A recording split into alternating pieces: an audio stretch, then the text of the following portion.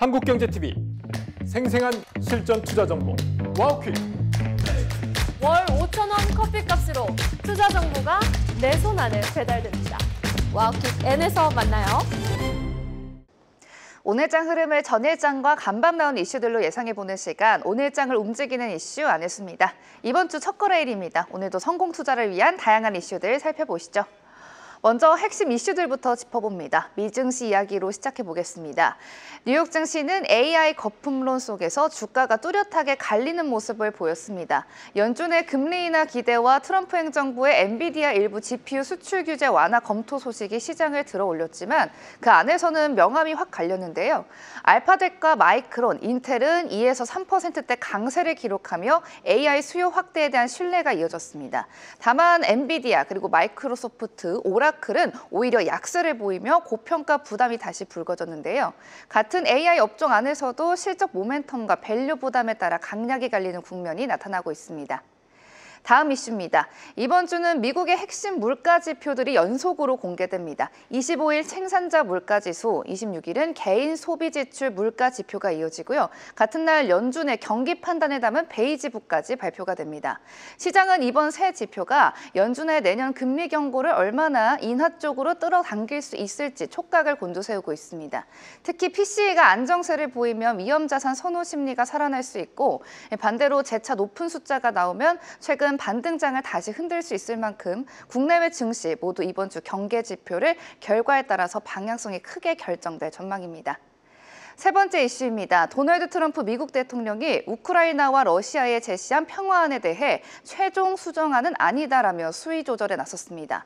핵심은 러시아가 더 넓은 영토를 유지하도록 허용하고 우크라이나와 군대 규모를 제한하면서 나토 가입을 금지하는 등 논란이 큰 내용들인데요. 젤렌스키 대통령은 국가의 존엄을 잃을지 또 핵심 파트너를 잃을 위험을 감수할지의 선택이라며 반발했습니다. 그럼에도 미국이 직접 평화안을 전달하고 조율의 속도를 내면서 시장에서는 전후 복구 기대가 다시 부각되고 있는데요. 오늘장 재건주들의 움직임도 체크를 해보셔야겠습니다. 이렇게 이슈 세 가지 먼저 알아봤습니다. 네, 분석 하나씩 해봐야 될 것 같습니다. 일단 미증시 이야기를 오늘은 좀 하면서 출발을 해봐야 될 것 같습니다. 주말 사이에 미증시 전반이 좀 반등을 한 건 다행이지만 뒤에 보시듯이 지금 미국 기술주 같은 경우에는 종목별로 희비가 갈린 상황입니다. 마이크로소프트 밀렸고요. 또 AI 버블론의 중심에 있는 오라클, 빨간색이 아주 짙습니다. 5.66% 하락 마감했습니다. 그럼에도 불구하고 구글의 알파벳 같은 경우에는 강하게 상승 마감했고, 반도체 단에서도 보시면 엔비디아는 아쉽게도 0.97% 밀렸지만 다행히 마이크론이 한 3% 정도 반등을 해준 모습입니다. 자, 이렇게 엇갈린 미국의 기술주들 어떻게 해석을 해야 할지 궁금하고, 그렇다면 이 엇갈림 가운데서도 우리 종목 투자에 있어서는 어떻게 투자 아이디어를 가져가야 될지가 궁금하네요. 일단 그 AI 관련주에 대한 버블론이 나오면서 좀 희비가 엇갈리고 있죠. 그런데 지난주 금요일에 종목들의 움직임을 보면은 좀 차별화된 양상이 확실하게 드러나고 있거든요. 말씀하신 것처럼 뭐 알파벳이라든가 마이크론, 인텔 같은 종목은 상승을 했고, 이런 종목들은 사실 AI 효율화, 비용 절감, 메모리 사이클 개선과 관련된 종목입니다. 여기에 비해서 하락한 종목은 엔비디아, 마이크로소프트, 그리고 오라클 이런 종목이거든요. 이런 종목들은 AI 인프라 관련된 종목입니다. 쉽게 말씀드려서 이제는 AI에 관련된 내용이 인프라에서 일단 효율화, 비용, 그리고 실적 개선 이런 걸로 이제 바뀌고 있다라는 거거든요. 그래서 그 중심을 잡고 대응해 보실 필요가 있을 것 같고, 예를 들어서 알파벳 같은 경우에는 GPU에서 TPU 전환이라든가 AI 검색 광고 실험 결과가 매우 긍정적으로 평가가 되었습니다. 따라서 알파벳 또 관련된 종목들을 좀 주목하시는 게 좋을 것 같고, 이제는 좀 AI, 엔비디아 하면 이제 AI 투자 관련된 부분인데 이런 부분이 피로감이 많이 누적이 되어 있고 이런 부분들이 표출이 되고 있다라는 거거든요. 그래서 이제는 이제 수익성, 검증 단계로 이제 진입한다라고 좀 보시면은 좋을 것 같습니다. 요게 좀 핵심이라고 보셔야 되거든요. 그러면은 우리 같은 경우에는 어떻게 좀 대응을 해야 되는지를 봐야 되는데 아무래도 이제 그 수익성 논쟁에 따라서 뉴스 드리븐 변동성이 확대가 될 수 있다는 거죠. 쉽게 말씀드려서 어떤 기사 내용이나 이슈에 의해서 관련된 종목들의 변동성이 아주 크게 나오는 그런 구간이고 경우에 따라서는 좀 고점이지 않겠는가 이런 어떤 느낌이 드는 정도거든요. 근데 과연 고점일까요? 퀘스천 마크를 한번 붙여보겠습니다. 어쨌건 단기적으로 우리가 좀 주목해야 되는 섹터의 종목은 뭐 HBM, DDR5 관련된 종목이 당연히 SK 하이닉스, 삼성전자 그리고 AI 서버 조립 관련된 종목인 한미반도체 이런 종목들 당연히 주목하셔야 되겠죠. 자, 그런데 이제는 이제 중기적으로 좀 바라다 보셔야 되거든요. 옥석가리기가 나올 것 같습니다. 옥석가리기 하면은 어떤 개념으로 좀 보셔야 되냐면은 과거에 그 인터넷 그 버블 이슈가 있었죠. 그래서 어떤 그런 그 AI 버블과 닷컴 버블이죠. 닷컴 버블의 어떤 구분을 좀 하셔야 되는데 사실 그 닷컴 버블 같은 경우에는 뭐 실적이라든가 이런 부분 실제로 이렇게 나온 건 아니고 어떤 측면에서 기대감만 많이 좀 부풀어 있는 이제 그런 상황으로 좀 보셔야 되거든요. 그런데 실질적으로 우리 그 AI 관련된 경우에를 좀 보면은 실적이 이제 수반이 될 수 있고 또 진입 장비도 상당히 높기 때문에 구조적으로 이제 성장을 할 수밖에 없는 그런 부분인 거죠. 따라서 앞으로 메모리 중심의 구조적 성장이 강화될 수 있다라는 겁니다. 그렇기 때문에 단기적으로 변동성은 있지만은 중장기적으로는 우리가 메모리 관련된 종목을 당연히 보셔야 된다. 따라서 변동성은 있지만은 SK 하이닉스나 삼성전자는 여전히 주목하셔야 된다는 게 맞다라고 말씀을 좀 드리겠습니다. 결국에는 옥석으로 귀결이 네. 되는 것 같습니다. 네. 수익성에 따라서 옥석은 계속해서 가릴 필요가 있겠고요. 네. 이번 주 일정도 함께 확인을 해보면 미국에서 여러 가지 경제 지표가 발표가 됩니다. 네. 생산자 물가지수가 발표가 되는데 9월 지표라서 사실상 네. 시장에는 얼마나 영향이 있을까 싶긴 네. 하지만 네. 네. 그래도 개인 소비 지출 10월 PCE 물가가 발표되거든요. 네. 이건 또 네. 시장에서 크게 의미 있이 볼 것 같습니다. 네. 지금 시장이 주목하고 있는 게 미국의 금리 전망이거든요. 네, 이 네. 금리 방향성에 따라서 결국에는 지수의 색깔도 좀 변하지 않을까 싶은데 네. 금리 방향성 어떻게 보고 계신지 궁금하고 네, 네. 그렇다면 금리 인하 수혜주를 좀 봐야 될지 어떻게 보고 계세요? 금리 인하는 뭐 제가 개인적으로 판단했을 때는 뭐 내년 한 뭐 1분기나 3, 4월 달 정도에 되지 않을까 이렇게 개인적으로 12월은 판단하고 동결이라고 있고 보고 계시네요.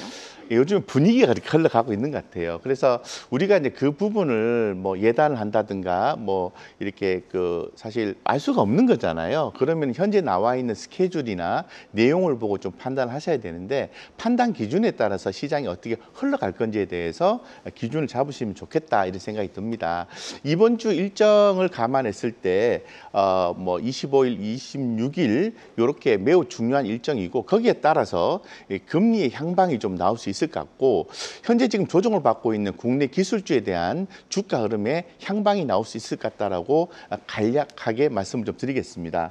먼저 이제 PPI 하면은 뭐 생산자 물가 지수라고 하죠. 뭐 CPI, PPI 이런 표현을 사용하는데 당연히 뭐 생산자 물가 지수가 좋게 나오면은 좀 금리 인하에 대한 기대감이 완화된다는 거죠. 금리 인하를 하지 않을 가능성이 높다라는 거죠. 안 좋게 나오면은 아무래도 뭐 경기 침체에 대한 얘기가 나올 수는 있겠지만 금리 인하에 대한 가능성이 높아진다고 봐야 되고 그리고 또 PCE 같은 경우에는 연준이 가장 중요하게 보는 물가 지표거든요. 이것도 0.2% 이상이냐 이하에 따라서 금리가 매파적 기조를 유지할 것이냐 비둘기적인 기조를 유지할 것이냐가 나올 수 있을 것 같습니다. 그래서 연준의 첫 번째 금리 인하 시점을 직접 좌우할 수 있는 주요 이벤트가 PCE 소비자 관련된 지표라는 것을 염두에 두실 필요가 충분히 있습니다.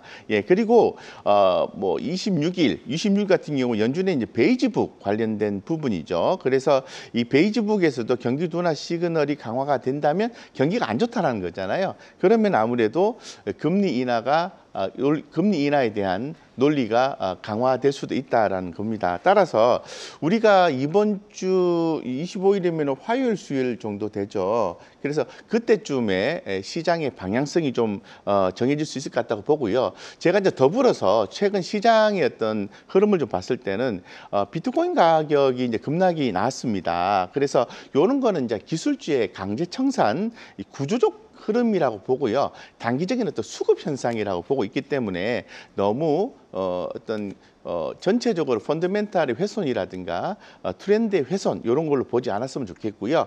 뭐 CTA라고 해서 기계적 알고리즘의 어떤 펀드의 어떤 매도 강화 이런 부분들도 염두에 두시고 한다면은 늘 그랬습니다. 계절적 요인으로 가을에서 겨울로 진입을 할 때 시장은 변동성이 있었고 연초가 돌아오면 주가는 다시 회복했듯이 좀 이번 주에 조금 그래도 쉽지 않을 것 같은데 그래도 좀 긍정적으로 보시고 좀 호흡을 좀 길게 가지고 가는 전략이 맞다 이렇게 말씀드리겠습니다. 네. 또 한 가지 긍정적인 내용을 짚어보자면 비트코인 앞서 언급해 주셨던 유동성의 바로미터 87,000달러까지 주말 사이에 조금 안정화되는 흐름을 보였으니까 오늘은 그래도 좀 안도하면서 시장을 바라볼 수 있지 않을까 싶기도 합니다.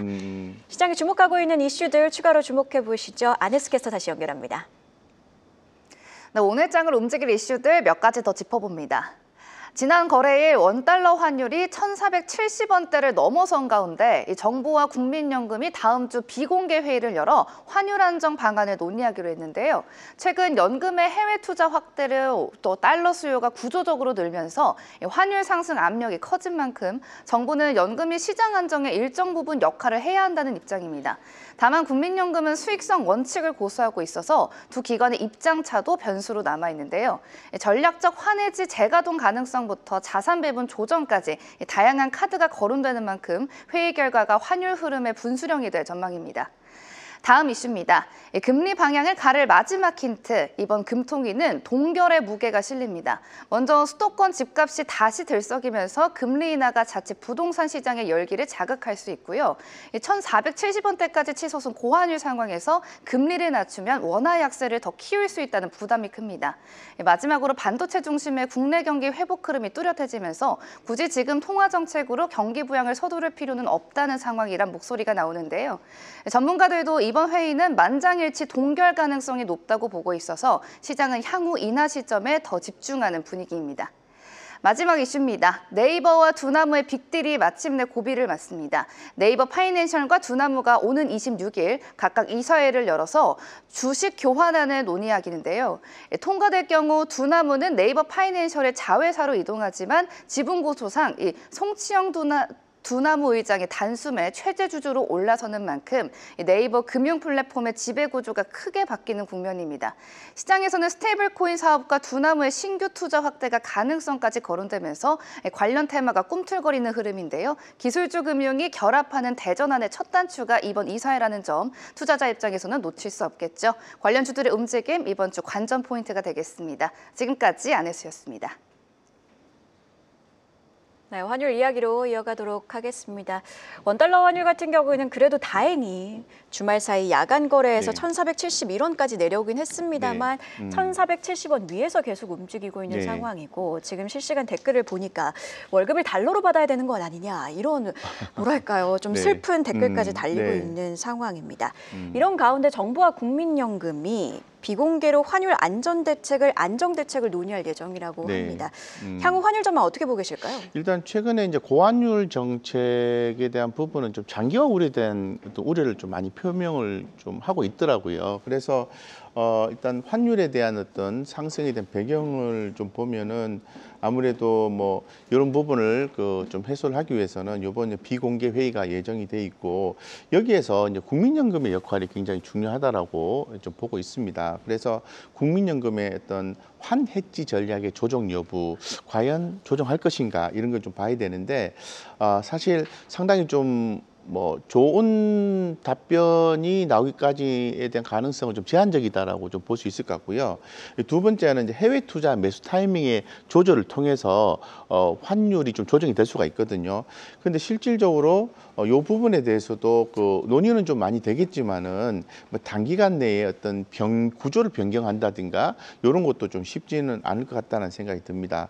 세 번째 같은 경우에는 외환 수급의 구조 개선 논의인데요. 쉽게 말씀드려서 해외 투자를 하게 되면은 달러를 매수하게 되고 원화 약세로 가는 구조를 얘기하는 건데 요거는 단기에 이제 해결될 수 있는 구조는 아니거든요. 그래서 요번에 이제 회의는 하겠지만은 이에 따라서 고환율에 대한 흐름이 바로 바뀐다라고 보기는 굉장히 좀 어려움이 있다라고 좀 볼 수 있을 것 같습니다. 따라서 유의미한 정책이 발표가 없는 경우에는 단기에 환율이 한 1,500원대까지도 올라갈 가능성을 염두에 두셔야 될 것 같고, 만약에 좀 유의미한 내용이 나오게 되면은 아무래도 안정화가 되겠죠. 안정화가 되면은 이제 기술주에 대한 상승도 노려볼 수가 있습니다. 따라서 우리 그 개인 투자자 입장에서는 그걸 알 수가 없기 때문에 지금은 시장 전반적으로 봤을 때 환율적인 측면에서 봤어도 좀 비중을 좀 축소를 하고 난 뒤에 환율이 안정화되고 그 밖에 다른 어떤 이슈들이 긍정적으로 이렇게 풀려 나올 때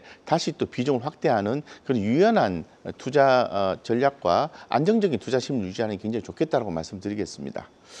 언급을 해주신 것처럼 이 국민연금 이슈 같은 경우에는 기금 자율성이랑도 좀 직결되어 있는 문제다 보니까 네. 과연 어떤 논의가 나올지는 계속해서 좀 경계감 가지고 지켜보셔야 될 것 같습니다.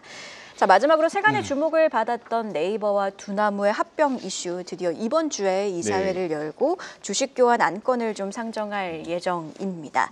스테이블 코인 관련주 그리고 두나무 관련주들이 좀 움직일 것으로 예상이 되고 있는 상황인데 관련주들은 대응 전략 어떻게 가지고 갈까요?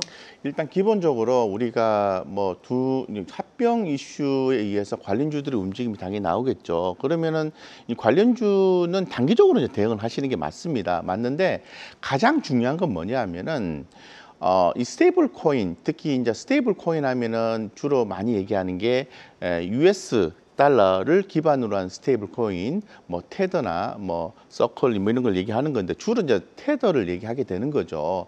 그러면 과연 이 스테이블 코인이 지급 결제 기준으로 앞으로 시장에서 계속해서 어떤 수요가 증가할 것이냐라는 부분인데 그 부분에 대해서는 예스라고 좀 말씀을 좀 드리고 싶습니다. 그래서 요번에 네이버와 두나무의 업비트죠. 두나무는 업비트 쪽인데 그래서 요번에 이제 그렇게 되게 되면은 아무래도 스테이블 코인 거래의 활성화가 되고 인프라의 협력 가능성이 확보가 되기 때문에 관련주를 당연히 주목해야 됩니다. 그래서 글로벌 결제 구조에서 상당히 그 중요한 내용에 진입하게 된다고 보는 거죠. 자, 그러면 가장 중요한 것은 우리가 이 관련된 종목을 어떻게 볼 것이냐가 굉장히 중요한데 첫 번째 보셔야 되는 것은 당연히 네이버입니다. 예, 그래서 네이버를 좀 보셔야 되고요. 아무래도 그 분산 신원 기술이라든가 AI 클라우드 기반 이런 것들 전반적으로 대표적인 기업이라 봐야 되겠죠. 장기적으로 짧게 보지 마시고요. 아주 장기적으로 보시는 게 좋고 그다음에 이제 두 번째로 이제 확장성 이런 것들을 좀 만들어지게 될 텐데 그다음 봐야 되는 것은 블록체인 인프라 관련된 종목이죠. 뭐 지갑이라든가 개발 툴 이런 걸 봐야 되는 거죠. 그래서 직접적인 관련은 그렇지만 두나무 관련해서는 뭐 지분 투자 관련된 종목을 보시는 게 맞습니다. 하나투자증권이라든가 카카오 게임즈, 우리기술투자, 위지터 대신에 이런 것들은 지분 투자 개념이 이슈화 되는 거기 때문에 단기적으로 보셔야 되고 그밖에 뭐 블록체인, DDI 지갑 기술주 관련인데요. 뭐 드림 시큐리티라든가 라운시큐 이런 것들도 트레이딩 관점으로 접근해야 되는 거죠. 제가 개인적으로 이 관련해서 스테이블 코인의 어떤 결제 기능에 대한 활성화 이런 게 이제 강화됨에 따라서 주목을 한 종목만 하게 된다면 저는 당연히 네이버라고 생각합니다. 나머지 종목들은 개별적이고 어떤 재정적인 측면이 약화되는 기업도 있기 때문에 조금 리스크가 크다. 그래서 좀 안정적으로 장기간 투자를 하고 싶다라고 하면은 국내 기업에서는 네이버다 이렇게 말씀을 드리고 강조를 좀 하고 싶습니다. 일정적으로 봤을 때는 26일이 이사회고 또 합병 발표가 한 27일쯤에 있을 것이라는 전망 나오고 있으니까 이 일정 잘 참고하셔서 투자 전략 세워보면 좋을 것 같습니다. 자, 마지막으로 추가 질문 하나 더 드리면 최근에 시장 흐름을 보면 월요일에는 좀 상승이 나와도 주 후반으로 갈수록 변동성을 보이면서 결국에는 시장이 좀 밀리고 끝나거든요. 이번 주 전망 어떻게 보고 계실까요? 지난주랑 비슷한 흐름일까요? 지난주랑 뭐 비슷한 흐름으로 저는 판단하고 있고요. 최근에 이제 AI 버블론이 이 단기적인 이슈가 해소가 안 되면 당장에 이제 주가가 상방으로 가기는 어렵고 지난주 금요일에 뭐 SK하이닉스나 삼성전자의 주가 하락의 폭을 봤을 때 지난주에 조정이 더 이어질 수 있다 이렇게 생각이 들고 기본적으로 또 어떤 경제 지표 이런 것들이 좋게 나와줘야 되거든요. 그래서 어떤 계절적인 요인도 좀 감안한다면은 제가 볼 때는 조금 더 조정을 좀 거치고 난 뒤에 그 다음에 어떤 새로운 2026년도의 정책적인 측면을 감안해서 모멘텀이 그때 나오지 않을까 이렇게 생각이 듭니다. 주식은 항상 그렇습니다.